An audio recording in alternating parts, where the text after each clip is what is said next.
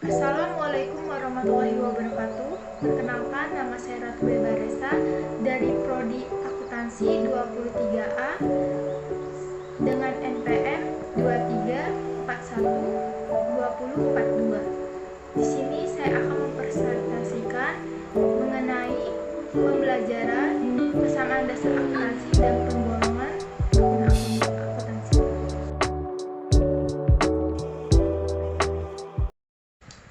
Apa itu persamaan dasar akuntansi? Pengertian persamaan dasar akuntansi. Pengertian dasar akuntansi adalah suatu persamaan untuk menggambarkan seluruh nilai harta atau aktiva yang dimiliki oleh suatu unit usaha dan asal-usul sumber harta tersebut. Aset adalah sumber daya yang dimiliki perusahaan. Hak atas aset biasanya dibagi menjadi dua jenis pemilik, yaitu satu, hak kreditor, mencerminkan utang perusahaan dan disebut kewajiban atau liabilities. Dua, hak pemilik, disebut ekuitas pemilik atau owner equity. Kondisi keuangan atau kekayaan perusahaan dalam akuntansi disebut dengan neraca. Neraca merupakan suatu daftar yang menggambarkan aktiva dengan kewajiban atau hutang dan modal pemilik pada saat tertentu. Dalam neraca ini selalu menunjukkan adanya keseimbangan antara sisi debit dan sisi kredit. Keseimbangan ini selanjutnya disebut dengan persamaan dasar akuntansi. Persamaan dasar akuntansi ditunjukkan dengan rumus hubungan saling berkaitan antara aktiva dengan kewajiban, hutang, dan modal. Aset. Aset adalah setiap sumber daya yang dimiliki oleh perusahaan dan berguna pada waktu sekarang dan waktu yang akan datang. Diharapkan akan mendapat manfaat ekonomi di masa depan. Pada laporan neraca, aktiva disusun berdasarkan tingkat likuiditasnya atau tingkat kelancaran aktiva menjadi uang selama kegiatan perusahaan. Contohnya ada cash, inventory, building, dan equipment. Kewajiban atau liability. Kewajiban merupakan hutang perusahaan yang wajib dibayarkan kepada pihak lain yang memberikan pinjaman dalam jangka waktu pelunasan. Contohnya surat hutang, hutang, dan hutang obligasi. Kemudian ada modal. Modal atau sering disebut ekuitas adalah hak milik atas aktiva perusahaan yang dikurangi dengan semua kewajiban. Modal berasal dari investasi pemilik yang ditahan di perusahaan. Modal juga dapat diartikan sebagai kewajiban perusahaan membayar hak pemilik bila diperlukan. Misalnya ketika ada anggota yang keluar dari perusahaan, dilikuidasikan atau dibubarkan. Contohnya modal pribadi, modal saham untuk PT, laba yang ditahan, modal simpanan untuk koperasi, atau modal anggota. Ketiga akun tadi saling berkaitan satu dengan yang lain dan saling berhubungan yang disebut dengan persamaan akuntansi. Persamaan akuntansi membentuk rumus atau formula sebagai berikut. Aktiva sama dengan pasiva. Aktiva sama dengan kewajiban ditambah modal. Perlu diperhatikan bahwa dalam persamaan akuntansi, aktiva sama dengan kewajiban ditambah modal harus seimbang jumlahnya setiap transaksi. Selanjutnya kita ke penggolongan akun-akun. Ada apa aja sih akun-akun di akuntansi? Itu banyak sekali akun-akun.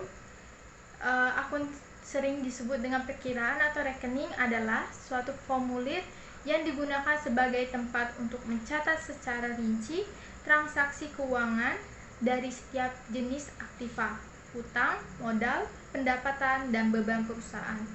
Akun digolongkan menjadi dua kelompok, yaitu akun real, neraca atau balance sheet, akun-akun neraca. Akun dalam neraca ada tiga, yaitu aktiva, harta, dan modal. Akun nominal atau rugi laba. Akun yang ada di rugi laba ada dua kelompok, yaitu pendapatan dan beban. Akun real.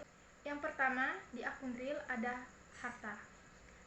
Harta atau aktiva adalah setiap sumber daya yang dimiliki perusahaan dan berguna pada waktu sekarang dan waktu yang akan datang, akan mendapatkan manfaat ekonomi di masa depan.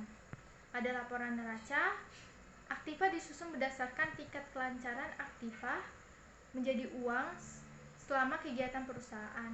Berdasarkan tingkat likuiditasnya, aktiva dibagi menjadi 1. Ada aktiva lancar atau current asset. Digunakan untuk menyatakan kas atau bank dan sumber-sumber lainnya yang dapat dicairkan menjadi kas atau bank, dijual maupun dipakai habis dalam kurun waktu selama 1 tahun. Contohnya ada uang kas, kas di bank, surat-surat berharga, piutang wesel atau wesel tagih, piutang usaha atau dagang, persediaan barang atau inventory, beban dibayar di buka, pendapatan yang masih harus diterima. Selanjutnya, yang kedua, investasi atau penyitaan. Investasi jangka panjang, bentuk penyitaan jangka panjang untuk mengawasi perusahaan lain.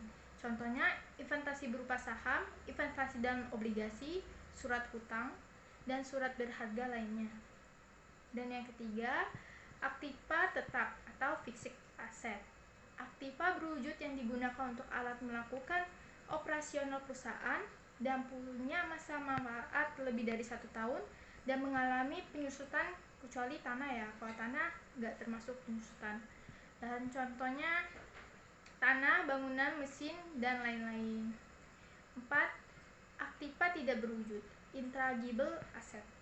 Aktiva yang tidak berwujud yang berupa hak-hak istimewa dalam menghasilkan pendapatan. Contohnya hak paten, hak cipta, hak merek, dan waralaba atau franchise. Selanjutnya, yang kelima ada aktiva lain-lain atau other asset. Aktiva yang tidak dapat digolongkan ke dalam aktiva lancar, penyitaan, harta tetap, dan harta tak berwujud. Contohnya aktiva tetap yang tidak digunakan, beban yang ditangguhkan, piutang kepada pemegang saham. Kemudian yang terakhir ada kewajiban atau hutang, liabilities. Kewajiban merupakan hutang perusahaan yang diwajibkan dibayarkan kepada pihak lain yang memberi pinjaman dalam waktu tertentu. Kewajiban digolongkan dengan urutan berdasarkan jangka waktu pelunasan. Kewajiban terdiri dari yang pertama ada kewajiban lancar atau utang jangka pendek. Adalah utang yang pelunasannya kurang dari 1 tahun. Contohnya utang wesel, utang dagang, beban yang harus dibayar, pendapatan yang diterima di muka, porsekal pendapatan. Dan yang kedua, ada kewajiban jangka panjang adalah utang yang pelunasan lebih dari 1 tahun. Contohnya utang obligasi, utang hipotek, kredit investasi. Yang ketiga, ada kewajiban lain-lain atau other liabilities. Adalah kewajiban yang tidak digolongkan ke dalam hutang lancar maupun hutang jangka panjang. Contohnya, hutang kepada perusahaan afiliasi, uang jaminan jangka panjang. Akun real yang terakhir ada modal.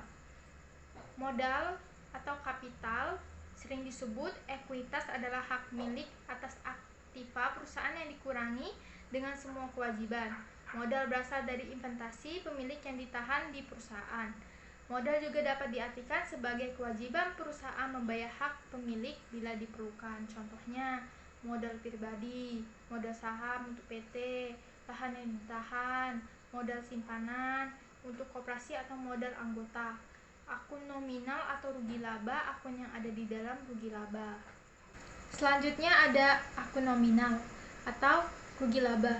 Ada 2 kelompok akun yang ada dalam rugi laba, yaitu pendapatan dan beban.